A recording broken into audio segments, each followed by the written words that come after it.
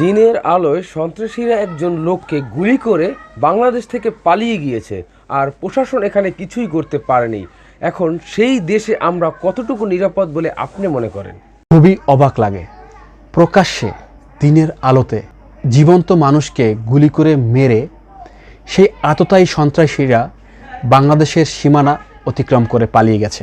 হাদি ভাইয়ের গুলি করা হয়েছে, তার 3 থেকে 4 ঘন্টার ভিতরে মোটামুটি সামাজিক যোগাযোগ মাধ্যম, টিভি চ্যানেল, বিভিন্ন জায়গায় সংবাদ প্রচার হয়েছে এবং আমরা দেখতে পাচ্ছি কে গুলি করেছে, কারা গুলি করেছে, কিভাবে পালিয়েছে, সব কিছু দৃশ্যমান। 6 ঘন্টার মধ্যে আমাদের প্রশাসন তারা জানতে পারে এবং তারা ব্যবস্থা নেওয়ার চেষ্টা করে।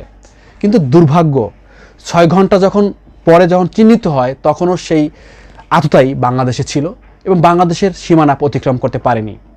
তখন আমি কয়েকটা মিডিয়াতে দেখেছি যে আমাদের সীমানায় কড়া নিরাপত্তা জোরদার করা হয়েছে।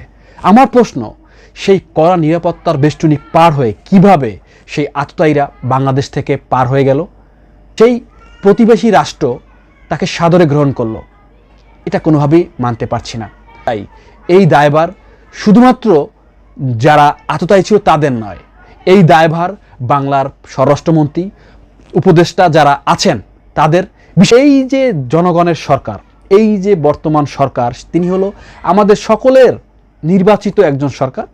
সবাই দক্ষ, শিক্ষিত এবং দায়িত্বশীল। সেই জায়গায় একজন স্বরাষ্ট্রমন্ত্রী আমাদের আছেন।